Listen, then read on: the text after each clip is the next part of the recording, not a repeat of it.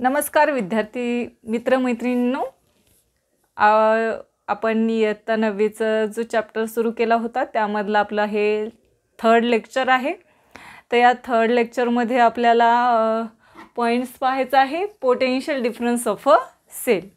या अगोदर आपण अगोदरच्या लेक्चरमध्ये पोटेन्शियल आणि पोटेन्शियल डिफरन्स पाहिलं होतं। पोटेन्शियल विभव काय असतं आणि पोटेन्शियल डिफरन्स विभवांतर काय असतं, पण त्याची डेफिनेशन आज आपण पाहू, म्हणजे आणखी तुमच्या लक्षात येईल पोटेन्शियल डिफरन्स कशाला म्हणायचं आहे ते। चला तर मग आपण आपल्या लेक्चरला स्टार्ट करू, सुरुवात करू। तर पहा, पोटेन्शियल डिफरन्सची डेफिनेशन आहे, the potential difference between two points, the potential difference between two points in an electric field. पहा, पोटेन्शियल डिफरन्स जो आहे हा किती पॉइंटमध्ये तयार होतो? 2 पॉइंट्समध्ये। आणि त्या 2 पॉइंटच्या भोवती काय तयार झालेलं असतं? Electric field. आपल्याला माहिती आहे इलेक्ट्रिक फील्ड म्हणजे काय? विद्युत क्षेत्र निर्माण झालेलं असतं। ठीक आहे, मग चुंबकीय क्षेत्र निर्माण झालेल्या 2 पॉइंट बिंदूंच्या मध्ये काय निर्माण होतं? म्हणजे या ठिकाणी काय तयार होतं रे? पोटेन्शियल डिफरन्स तयार होतं। ओके, मग पहा, the amount of work done is a moving unit positive charge from one point to other point. म्हणजे एका बिंदूपासून दुसऱ्या बिंदूपर्यंत धनप्रभार स्थानांतरित करण्यासाठी जे कार्य करावं लागतं त्याला आपल्याला काय म्हणायचंय? पोटेन्शियल डिफरन्स असं म्हणायचंय। आलंय लक्षात? काय सांगितलेलं आहे? The potential difference between 2 point in an electric field is the amount of work done moving unit positive charge from one point to the other point.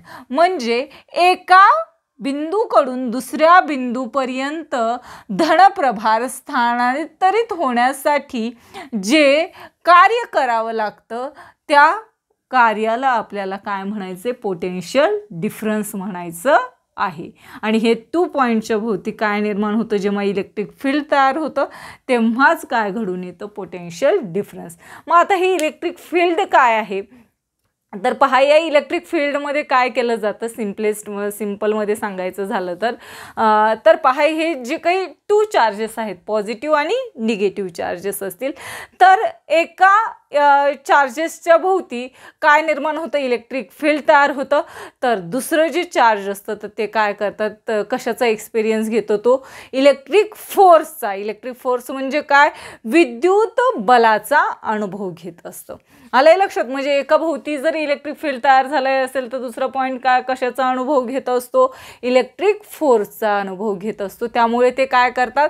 जो काही पॉझिटिव्ह चार्ज असेल हा कुणाकडे? दुसऱ्या पॉईंटकडे खेचल्या जात असतो। तेव्हा त्यामध्ये काय निर्माण होतं? पोटेन्शियल डिफरन्स निर्माण होतं। हे तुमच्या लक्षात आलेलं असेल। पहा, तर आता आपण याविषयी थोडी पोटेन्शियल डिफरन्स विषयी माहिती पाहू। याचा आपण फॉर्म्युला पाहू। पहिल्यांदा पोटेन्शियल डिफरन्सचा फॉर्म्युला आपल्याला या कशावरून सांगता येईल? डेफिनेशनवरून सांगता येईल।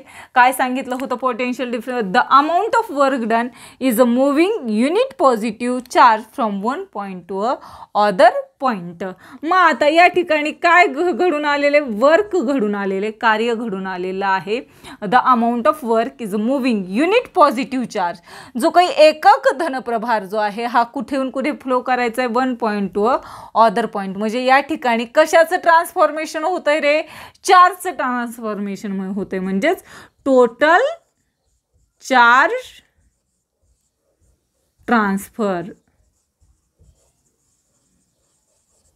कशाचं ट्रान्सफॉर्मेशन होतंय? चार्जचं ट्रान्सफर्ड होतंय। चार्ज हा काय केला जातोय? ट्रान्सफर केला जातोय। आलंय लक्षात? ओके, हे काय झालं? पोटेन्शियल डिफरन्सचा फॉर्म्युला लक्षात ठेवायचं। पोटेन्शियल डिफरन्सचा काय फॉर्म्युला आहे? The amount of work is moving unit positive charge from one point to other point. म्हणजे जो टोटल चार्ज जो आहे हा एका ठिकाणावरून दुसऱ्या ठिकाणी फ्लो करण्यासाठी जेवढं कार्य करावं लागतं त्याला आपल्याला काय म्हणायचे? पोटेन्शियल डिफरन्स असं म्हणायचे। आणि त्याचाच फॉर्म्युला आहे potential difference is equal to work upon total charge transfer. आता आपण याच्या अगोदरचा जो काही चॅप्टर पाहिलं होतं वर्क आणि एनर्जी, यामध्ये आपण वर्कचं तर युनिट पाहिलेलं आहे. काय रे वर्कचं युनिट, वर्क कशामध्ये मेजर केलं जातं, जूलमध्ये, हे आपल्याला माहिती आहे. आणि याचं सिम्बॉल काय, डब्ल्यू आहे. चार्ज जे आहे तर चार्ज कशामध्ये आपण क्यूमध्ये चार्जला काय केलं जातं, इंडिकेट केलं जातं क्यूमध्ये. तर हे जे काही क्यू आपण चार्जचाही काय पाहिलं होता मागच्या ह्याच्यामध्ये धड्यामध्ये, याचंही युनिट पाहिलं होतं. जे चार्ज आहे हे कशामध्ये मेजर केलं जातं, कुलोममध्ये. कशामध्ये मेजर करतात, कुलोममध्ये. मग आता यावरून आपल्याला काय येईल रे, पोटेन्शियल डिफरन्सचा युनिट लक्षात येईल. इथं काय करता येईल आपल्याला, जूल पर कुलोम. काय येईल, जूल पर कुलोम. हे काय झालं, पोटेन्शियल डिफरन्सचं युनिट. परंतु यालाच शॉर्टमध्ये कसं लिहितो आपण, व्होल्ट असं लिहितो, व्होल्ट. आणि व्होल्ट जे आहे हे कशामध्ये इंडिकेट केलं जातं, फीने इंडिकेट केलं जातं. हे लक्षात ठेवायचे. पहा, पोटेन्शियल डिफरन्सचं काय फॉर्म्युला आहे, work upon total charge transfer. Work कशाने इंडिकेट केलं जातं, डब्ल्यूने, आणि चार्ज हा क्यूने केला जातो, म्हणजेच डब्ल्यू अपॉन क्यू. ठीक आहे. मग आता वर्कचं आपल्याला युनिट माहिती आहे जूल, आणि चार्जचं युनिट काय आहे, कुलोम आहे. कुलोम जे आहे हे कशाने डिनोट केलं जातं, सीने. काय म्हणायचं त्याला, कुलोम. ठीक आहे. मग आता जूल पर कुलोमलाच आपल्याला काय म्हणायचं आहे, व्होल्ट. काय म्हणायचं आहे, व्होल्ट. म्हणजेच पोटेन्शियल डिफरन्सचा जो काही एसआय युनिट आहे ते काय आहे, व्होल्ट आहे. आणि कशाने डिनोटेड करतात, फीने डिनोटेड केलं जातं. एवढं लक्षात आलेलं असेल. पहा, पोटेन्शियल डिफरन्सचं लक्षात ठेवायचं. पोटेन्शियल डिफरन्सचं डेफिनेशन, त्यानंतर त्याचा फॉर्म्युला आणि त्याचं युनिट. त्याच्या अगोदर वर्कचंही आपण पाहिलं, जूल आहे, आणि चार्जचं काय आहे, कुलोम आहे. हे लक्षात ठेवायचं आहे. सर्वांच्या व्यवस्थित लक्षात आलं असेल. तर आपण आपला जो पॉईंट आहे potential difference of a cell त्याला सुरुवात करणार आहोत. सर्वांनी सेल पाहिलेला आहे. पहा, अशा प्रकारचा सेल असतो.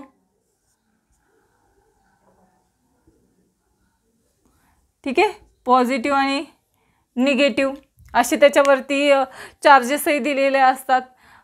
निप्पो, एव्हरीडे असे सेलचे नावं माहिती आहेत आपल्याला, आहेत ना. तर त्यावरती पहा, पॉझिटिव्ह आणि निगेटिव्ह, किंवा घड्याळामधले सेल जर पाहिले असतील तर त्यावरती पण असा जो काही सेल्स आहे तर त्यावरती पॉझिटिव्ह आणि निगेटिव्ह हे चार्जेस दिलेली असतात. मग या सेलचं आपल्याला पाहायचं आहे. तर पहा काय सांगता येईल आपल्याला या सेलविषयी. The difference in a potential between positive and negative terminal of a cell is the potential difference of that cell. या विद्युत घटाचं विभवांतर आपल्याला कशाला म्हणायचंय, द डिफरन्स बिटवीन, कशामधला फरक, the difference between potential between positive and negative terminal of a cell. म्हणजे घटाच्या धन आणि ऋण प्रभाराच्या मध्ये जो काही विभवांतर तयार होतं तर त्याला आपल्याला काय म्हणायचं, या दोन पॉईंटच्या मध्ये, पॉझिटिव्ह आणि निगेटिव्ह या चार्जेसच्या मध्ये जे विभवांतर तयार होतं त्याला आपल्याला काय म्हणायचं, potential difference of a cell. म्हणजे त्या विद्युत घटाचं विभवांतर असे म्हणतात.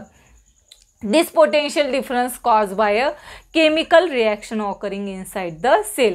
मग हे पोटेन्शियल डिफरन्स जे तयार होतं या दोन पॉईंटच्या मध्ये, पॉझिटिव्ह आणि निगेटिव्ह, तर हे कशामुळे घडून येतं रे, because reaction occurring inside the cell. कशामुळे, कारण की या सेलच्या आतमध्ये काय घडून येत असते, रिॲक्शन म्हणजे रासायनिक अभिक्रिया घडून येत असते. आणि त्या अभिक्रियेमुळे पॉझिटिव्ह टर्मिनल आणि निगेटिव्ह टर्मिनल जे आहेत तर या दोन्हींच्या मध्ये काय निर्माण होतं, पोटेन्शियल डिफरन्स निर्माण होत असतं.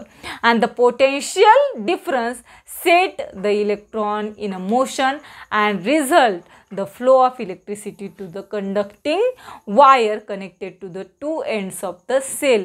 मग याचा परिणाम काय होतो रे, या आतमध्ये जी काही रिॲक्शन घडून येत असते याचा परिणाम काय होतो, या टू टर्मिनल्सला जी कंडक्टिंग वायर आपण जोडलेली असते तर या ठिकाणी आपण काय जोडणार आहोत, कंडक्टिंग वायर जोडणार आहोत. ही कंडक्टिंग वायर आहे. तर या कंडक्टिंग वायरमधून काय फ्लो, काय मोशनमध्ये येतात रे? इलेक्ट्रॉन मोशनमध्ये येत असतात.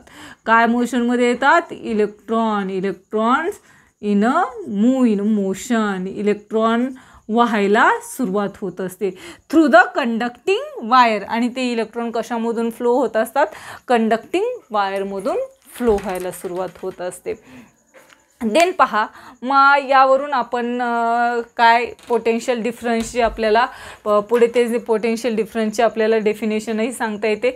The amount work done to carry a unit positive charge from point A to B is called electric potential difference between two points. म्हणजे पहा, A या बिंदूपासून B या बिंदूपर्यंत एकक प्रभार स्थानांतरित करण्यासाठी जे कार्य करावं लागतं, तर त्या कार्यास आपल्याला काय म्हणायचं आहे? ए आणि बी बिंदूमधील विद्युत विभवांतर असं म्हणतात. आणि त्याचं आपण हे पण पाहिलेलं आहे, फॉर्म्युलाही पाहिलेला आहे. Potential difference is equal to work upon total charge transfer. Potential डिफरन्सला कशाने डिनोटेट करतात? फीनेच डिनोटेट करतात. आणि त्याचं युनिट पण काय आहे? व्होल्टच आहे. याचा आपण अभ्यास केलेला आहे. हे सर्वांच्या व्यवस्थित लक्षात आलेलं असेल. मग आता या पोटेन्शियल डिफरन्सला व्होल्ट असं का बरं युनिट देण्यात आलं? एकक का व्होल्ट देण्यात आलेला आहे? तर पहा, कशामुळे दिलेलं आहे? जो काही सायंटिस्ट आहे अलेक्झांड्रो वोल्टा, तर या अलेक्झांड्रो वोल्टाने काय केलं होतं? Constructed the first electric cell. याने पहिला काय तयार केलेला आहे? विद्युत घट निर्माण केला होता. And the unit of potential difference is the name volt in his honour. आणि याच कशाला, जे काही त्या सेलमध्ये पोटेन्शियल डिफरन्स निर्माण झालं, तर त्या पोटेन्शियल डिफरन्सला युनिट जे आहे त्या अलेक्झांड्रो व्होल्टा या शास्त्रज्ञाच्या नावावरून पडलेलं आहे. त्यालाच आपण व्होल्टा सिंपल इलेक्ट्रिक सेलही म्हणू शकतो. आलं एवढं लक्षात सर्वांच्या? तर त्यानंतर तुम्हाला थोडंसं डू यू नो सांगितलेलं आहे पहा. तर त्या डू यू नोमध्ये आपल्याला सांगता येईल very small value of potential difference दिलेली आहे. एवढं आपण पुसून घेऊ.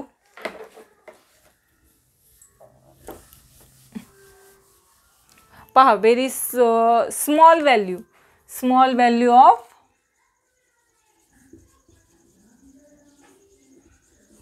Potential difference. मी शॉर्टमध्ये लिहिले PD म्हणजे पोटेन्शियल डिफरन्स. तर ही पोटेन्शियल डिफरन्सची स्मॉल व्हॅल्यू काय आहे? तर पहा, 1 मायक्रोव्होल्ट किंवा millivolt. 1 millivolt is equal to 10⁻³ volt. एम फी म्हणजे काय? त्याला आपण काय म्हणतो? मिलीव्होल्ट असं म्हणतो. काय म्हणायचं आहे आपल्याला याला? Milli volt. देन पहा, 1 अशा प्रकारचं चिन्ह असेल म्यू व्ही, तर याला आपल्याला काय म्हणायचं आहे? मायक्रोव्होल्ट. 1 मायक्रोव्होल्ट जर असेल तर how many volt?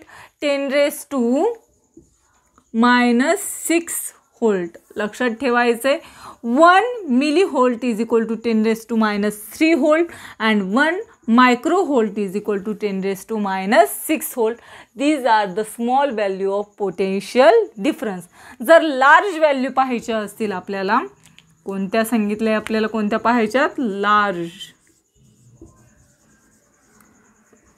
Large value of potential difference.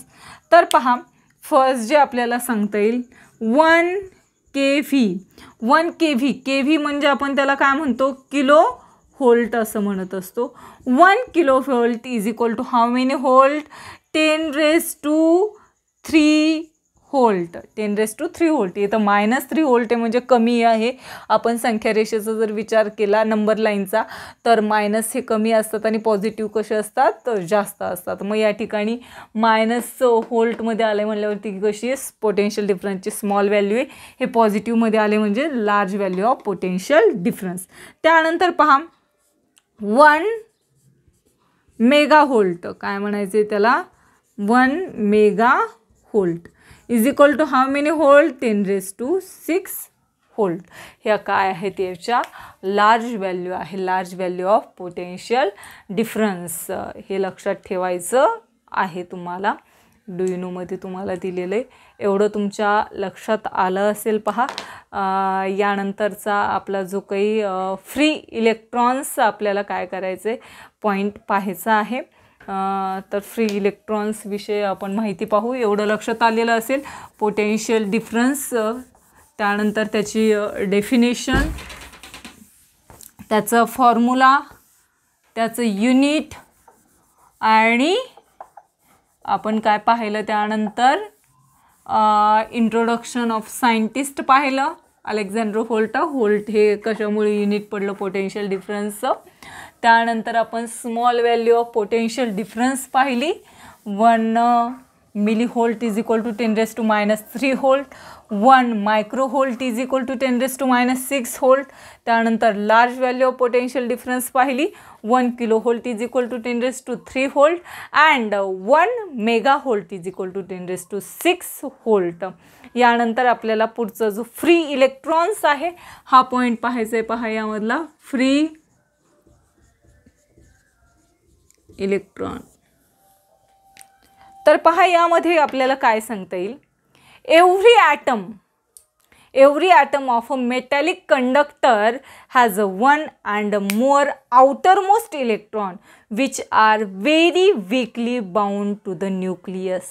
पहा every atom of a metallic conductor म्हणजे कोणताही धातुरूप विद्युतवाहक जर आपण घेतला, कोणताही धातुरूप घ्या, म्हणजे कोणता घेतला आपण, एखादी वायर घेतली, मेटॅलिक वायर घेतली, कोणताही असा मेटॅलिक कंडक्टर जर घेतला, has 1 or more outer most electrons. यामध्ये प्रत्येक अणुजवळ एक किंवा अनेक काय असतात, इलेक्ट्रॉन्स असतात. आलंय लक्षात. म्हणजे यामध्ये काय तर जर एक पॉईंट जर घेतला आपण या कंडक्टरचा, तर ते काय एखादा असा आपण पॉईंट घेतला, हे न्यूक्लियस आहे, तर या न्यूक्लियस भोवती काय फिरत असतात रे, 1 or more इलेक्ट्रॉन्स. म्हणजे एक किंवा अधिक इलेक्ट्रॉन जे आहेत हे या कशाभोवती, या मेटॅलिक कंडक्टर भोवती रिव्हॉल्व करत असतात, या ॲटम म्हणजे अणूंभोवती फिरत असतात. And are very weakly bounded to the nucleus. आणि हे जे इलेक्ट्रॉन असतात तर हे या न्यूक्लियसशी कसे जोडलेले असतात रे, व्हेरी वीकली बाउंडेड. म्हणजे खूपच कमकुवत अशा बंधाने काय झालेली असतात, हे इलेक्ट्रॉन एकमेकांशी जोडलेली असतात. And these are called free electron. आणि त्यांनाच आपल्याला काय म्हणायचं आहे, फ्री इलेक्ट्रॉन असे म्हणतात. जे की न्यूक्लियस बरोबर कसे नसतात रे, स्ट्रॉंग बॉन्डने बांधलेली नसतात, तर कशाने जोडल्या गेलेली असतात, वीकली बॉन्डेड, म्हणजे खूपच क्षीण बलाने बद्ध असतात. तर त्यांना आपल्याला काय म्हणायचं आहे, फ्री इलेक्ट्रॉन्स असं म्हणतात. डेफिनेशन काय सांगता येते आपल्याला फ्री इलेक्ट्रॉनची, तर पहा every atom of metallic conductor, every atom of metallic conductor has one or more electron, one or more outermost of electron, outermost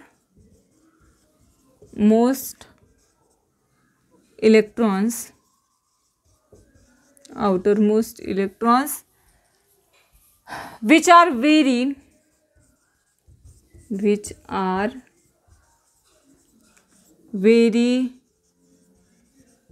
weakly bound to the nucleus is called free electron.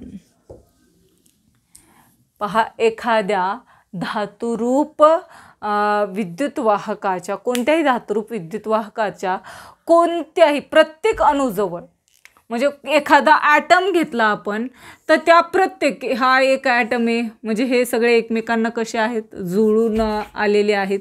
Metallic conductor म्हणल्यावरती तो कसा येणार आहे रे स्थायी रूपमध्ये ना सॉलिडमध्ये. मग त्यामधले जे ॲटम्स असतात हे एकमेकांना कसे असतात अटॅच झालेले असतात चिकटलेले असतात. मग आता आपण हे ॲटम जे आहेत हे एकमेकांना कसे आहेत अटॅच आहेत एकमेकांना जोडलेली आहेत. आणि प्रत्येक ॲटमला काय असतं न्यूक्लियस असतो आपल्याला माहिती आहे. आणि त्याभोवती काय सांगितलेलं आहे 1 or more इलेक्ट्रॉन्स काय करत असतात मूव्ह करत असतात. 1 or more electrons are move फिरत असतात अराउंड अ न्यूक्लियस हे पण आपल्याला माहिती आहे. देन पहा म्हणजे काही आउटर मोस्ट इलेक्ट्रॉन्स असतात म्हणजे जे बाहेरचे जे इलेक्ट्रॉन्स असतात आउटर मोस्ट तर हे आउटर मोस्ट इलेक्ट्रॉन्स या न्यूक्लियसची कोणत्या बॉन्डने व्हेरी वीकली बॉन्डिंग म्हणजे खूपच क्षीण बलाने हे आउटर मोस्ट इलेक्ट्रॉन न्यूक्लियसची जोडल्या गेलेली असतात. आणि याच इलेक्ट्रॉनला काय म्हणायचं आहे आपल्याला फ्री इलेक्ट्रॉन्स म्हणजे मुक्त इलेक्ट्रॉन असं म्हटलं जातं. देन पहा मग यावरून आपल्याला सांगता येतं जी काही फिगर आपल्याला दाखवलेली आहे पाठीमागे These electron can easily move from one part of a conductor to its other part. मग हे जे काही इलेक्ट्रॉन्स असतात हे कुठे मूव्ह होतात रे 1 part to the conductor of the next म्हणजे एका कंडक्टरच्या एका भागाकडून दुसऱ्या भागाकडे हे इलेक्ट्रॉन काय केले जातात ट्रान्सफर केले जातात म्हणजे त्यांचं स्थानांतरण होत असतं. And the negative charge of electron also get transform as a result of this motion. आणि याच मोशनमुळे म्हणजेच इलेक्ट्रॉन जे आहे हे कुठून कुठे get transfer from one conductor to one part of a conductor to another म्हणजे कंडक्टरच्या एका भागाकडून दुसऱ्या भागापर्यंत जे काही इलेक्ट्रॉन्स मूव्ह होत असतात तर त्याच मोशनला आपण काय म्हणतो रे त्यामुळेच काय फ्लो होत असतात इलेक्ट्रॉन जे आहेत हे फ्लो होत असतात म्हणजे इलेक्ट्रॉन वाहत असतात. And the free electron in a conductor are carried of a negative charge. आणि हे जे काही फ्री इलेक्ट्रॉन्स असतात या कंडक्टरमध्ये कुठूनही कसेही फ्लो होत असतात याची काय नसते एखादी विशिष्ट अशी दिशा नसते. तर हे जे काही फ्री इलेक्ट्रॉन्स असतात ते कोणता चार्ज वाहून नेत असतात निगेटिव्ह चार्ज. कोणता चार्ज आहे निगेटिव्ह चार्ज वाहून नेण्याचं फ्लो करण्याचं काम करत असतात. एवढं तुमच्या लक्षात आलेलं असेल. पहा फ्री इलेक्ट्रॉन्स हा पॉईंट या ठिकाणी आज आपण या ठिकाणीच थांबूत आणि यानंतरचा जो पुढचा पॉईंट आहे current flow through a wire हे आपण नेक्स्ट लेक्चरमध्ये अभ्यासू. तोपर्यंत धन्यवाद.